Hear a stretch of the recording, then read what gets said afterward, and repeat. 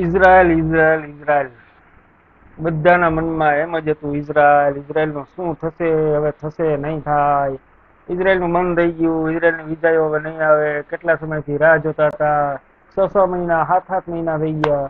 અને અમુકના જે જૂના કેન્ડિડેટ છે એ તો એમ માનો નહીં કે 2023 ના પણ ઘણા હજી માણસો બાકી છે. 2024 ના જે પાસ થયેલા હતા એમના મનમાં ટેન્શન હતું. અને ખાસ ચેન્નઈ વાળાનું બધાને એમ હતું કે ભાઈ ઇન્ટરવ્યુ તો પાસ કરી લીધું, મેડિકલી થઈ ગયા, પણ હજી કેમ વારા નથી આવ્યા, હજી કેમ વિજય નથી ખુલતી, હવે આગળ શું થાય. બધાના મનમાં એક સવાલ હતો ને.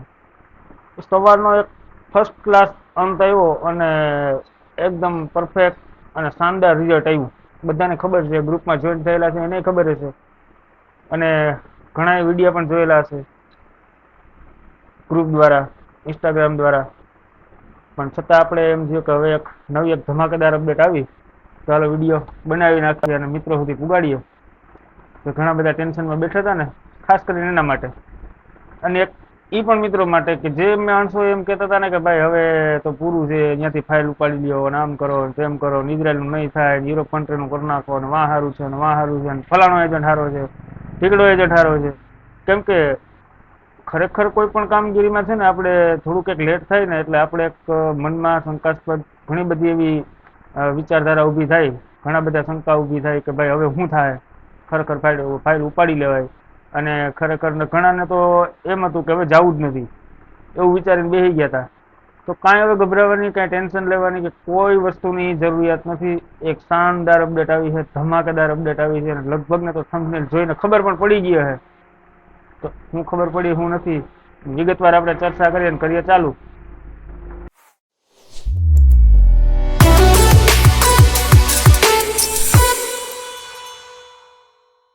નમસ્કાર મિત્રો, હું છું તમારો મિત્ર નરેશ ચાવડા. બધા મને ઓળખે જ છે, અને ન ઓળખતા હોય એ પણ હવે વિડીયો જોઈને ઓળખી જશે. કેમ કે એક શાનદાર અપડેટ આવી છે, ઘણા બધાએ સાંભળી લીધી હશે, અને ઘણા મિત્રો હજી જે કામકાજમાં મંડાઈ પડ્યા છે, ઘણા ટેન્શનમાં છે, એના માટેનો ખાસ વિડીયો. અને ખાસ વિડીયો તો એમના માટે કે જે વિચારીને બેઠા હતા ને, ઘણા બધી અફવાઓ ફેલાવતા ને, જે મિત્રોને સલાહ આપતા હતા ને કે ભાઈ હવે ઇઝરાયલનું ભૂલી જાઓ, અને આમ જે તો મજાક ઉડાડતા ઘણા બધા મિત્રો. કેમ કે એક કહેવત છે ને કે કંઈક કરવા માટે કંઈક ગુમાવવું પડે. તો જો કે આપણે કંઈ ગુમાવ્યું નથી, બરોબર છે. એક આપણે કર્યું તો આપણે ગુમાવ્યું હું એક થોડોક એક ટાઈમ આપણો ગયો છે, પણ નો પ્રોબ્લેમ. કેમ કે ગમે અહીંયા તો મારે અત્યારે જવું હોય ને ભાઈ વિદેશ, ઓલ કન્ટ્રીમાં, અમેરિકા, યુકે લંડન કે કોઈ પણ ન્યુઝીલેન્ડ, ઓસ્ટ્રેલિયા કેવી સારી સારી કન્ટ્રીમાં તમારે જવું હોય તો એની પાછળ કેવડો ખર્ચો થાય ને કેટલો ટાઈમ વેસ્ટ કરવો પડે ને એ બધાને ખબર જ છે, બરોબર. તો ઇઝરાયલ એક એવી કન્ટ્રી છે ને કે જે શરૂઆતમાં માણસની પડાપડી બોલતી હતી ને, જ્યારે માણસોની એને સખત જરૂર હતી યુદ્ધના માહોલની વચ્ચે, ત્યારે તાબડતોબ ચાલુ હતું. પણ હવે થોડોક એક ત્યાંથી પ્રોસેસ થોડીક ઢીલી છે, બરોબર છે. તો મિત્રોના મનમાં એવી શંકા થતી કે ભાઈ હવે ખરેખર થશે નહીં, અને ખાસ કરીને ઇઝરાયલનું હવે આપણે કેન્સલ કરવું જોઈએ. અને માણસો પણ એવી સલાહ આપતા હતા, મિત્રો પણ એવી સલાહ આપતા હતા, અને ગભરાવતા પણ એવા, બરોબર, અને ખીજવતા પણ એવા કે એની વાત પૂછવામાં મને ખુદને ઘણા બધાના ફોન આવતા હતા, મેસેજો ઘણા બધાના આવે છે કે ભાઈ હવે શું થશે શું નહીં થાય. અને ખાસ આપણે વાત કરીએ તો ચેન્નઈ વાળાની, તો ચેન્નઈ જેટલા માણસો ઇન્ટરવ્યુમાં હતા ને, જેટલા માણસો પાસ થયા હતા, એના મનમાં ખાસ એક સવાલ હતો કે ભાઈ આજે 6 મહિના કે 7 મહિના થયા, હજી કઈ રિઝલ્ટ નથી.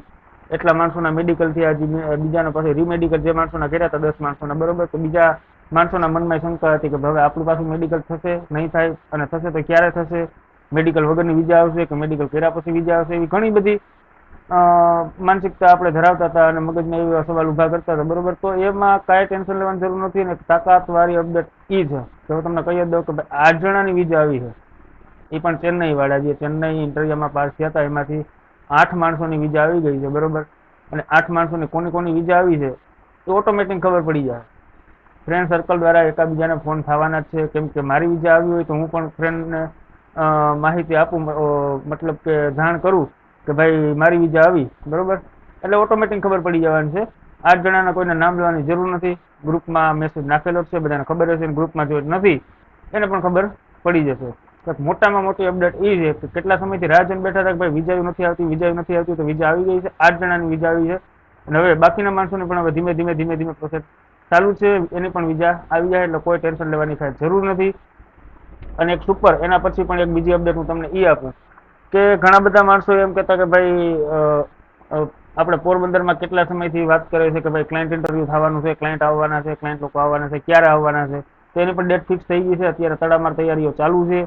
21 અને 22, 21 તારીખ અને 22 તારીખે ક્લાયન્ટ ઇન્ટરવ્યુ પોરબંદર થવા જઈ રહ્યું છે, અને બહુ મોટા પાયે, બરોબર. તો જે મિત્રોના હજી ડોક્યુમેન્ટ જમા નથી, જમા કરાવો.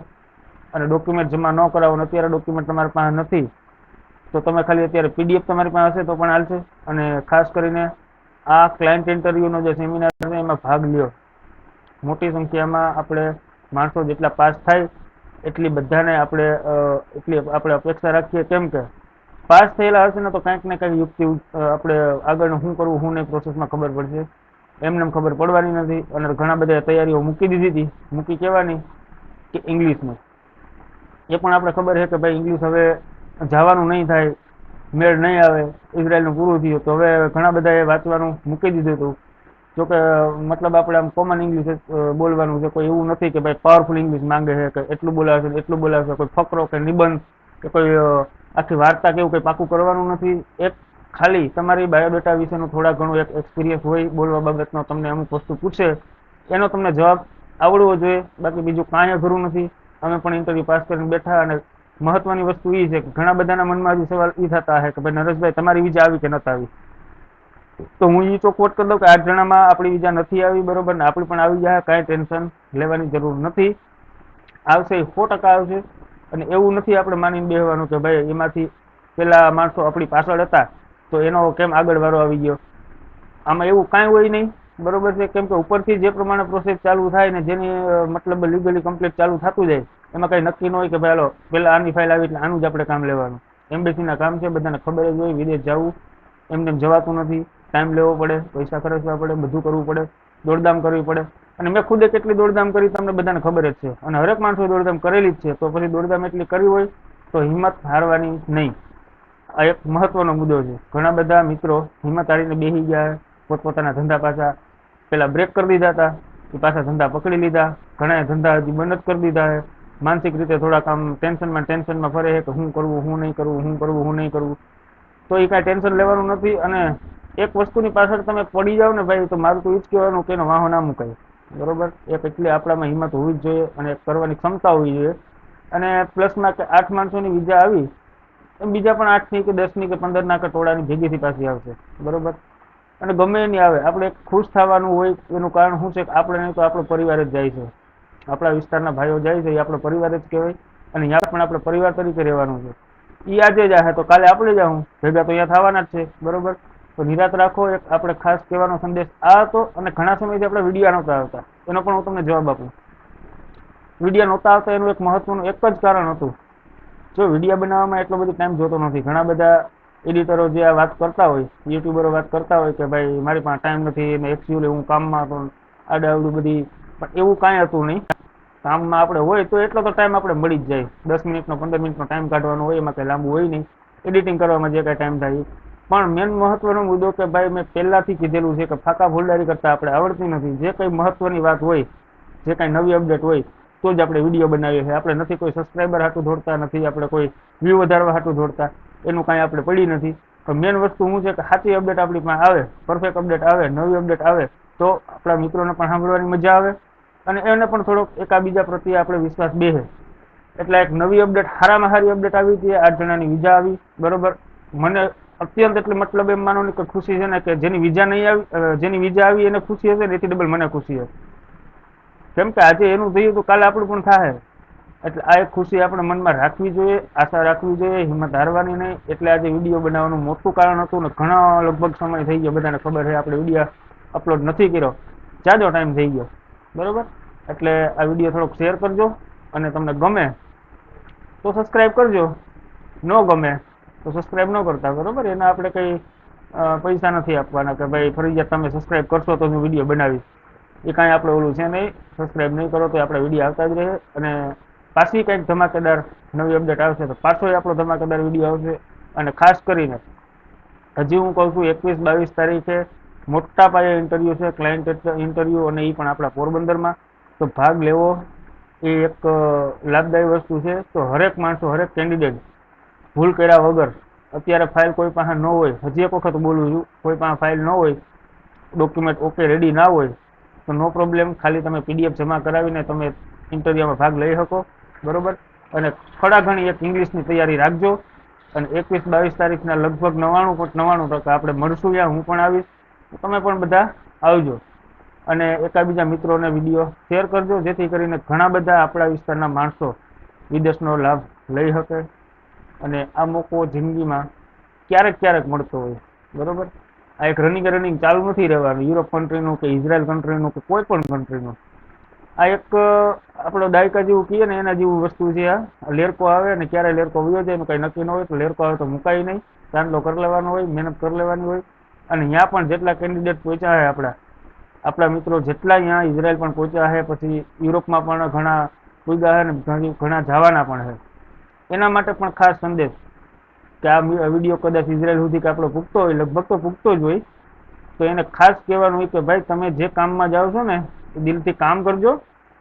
અહીંયા આપણી ઘરે કામ કરતા હોય, અથવા તો અહીંયા આપણા દેશ, આપણા ગામની અંદર કે આપણા રાજ્યની અંદર, જિલ્લાની અંદર જે કંઈ કામ આપણે રાખતા હોય, એવી રીતના થોડુંક દિલથી કામ કરજો. કેમ કે એ લોકો તમને 1.5 કે 1.5+ તમને પગાર આપે, તો પગાર એમને નથી આપતા.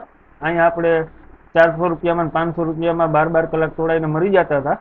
તો ત્યાં તમને ખાલી 1 મહિનામાં તમારે 3 તો છૂટી આવે કે 4 છૂટી આવે, બરોબર. એમાંથી તમે બાદ કરી નાખો તો 25-26 દિવસની ડ્યુટીમાં તમને 1.5+ પગાર આપતા હોય, તો કામ તમારે કરવું જ પડે. અને યાદ આવીને તમે નખો દ્વારો, કંપની બદલાવો ને વાં જાઓ ને ખોટી ઇમેજ ખરાબ કરો ને, એટલા માટે થોડા ઘણું આ પ્રોબ્લેમ ઊભી ક્યારેક ક્યારેક થતી હોય. એટલે મેન વસ્તુ ત્યાં પહોંચી ગયા એના માટે આ કહેવાનું છે કે થોડોક સમય ધીરજ રાખો અને જે કામમાં ગયા ને એમાં દિલથી મહેનત કરો, જેથી કરીને અમારા જેવા પાછળના હજી ઘણા બધા કેન્ડિડેટ બાકી છે આવવામાં, એને કંઈ તકલીફ ન પડે અને પ્રોસેસ ચાલુ રહી. બાકી ઇઝરાયલ એક એવો દેશ છે ને કે એક વખત નફરત થઈ ગઈ ને એને કે ભાઈ ઇન્ડિયન લોકો નથી જોતા, તો હાવ બ્રેક લાગી જાય ને બધાનું અટકી જાય. તો ભલે વાસ્તા એક સંદેશો એ પણ હતો. બાકી તો ઘણાના મનમાં એ સવાલ હતા કે વિઝા નહીં આવે હવે ઇઝરાયલનું પૂરું, એના માટે ખાસ હજી કહું છું, એને જ વિડીયો પહેલાં શેર કરજો, બરાબર. બાકી મળીએ પાછા 21-22ના. બધાનો આભાર, થેન્ક યુ. અને પાછી પણ ધમાકેદાર બીજી પણ અપડેટ આવશે, પાછા જલ્દી મળીશું.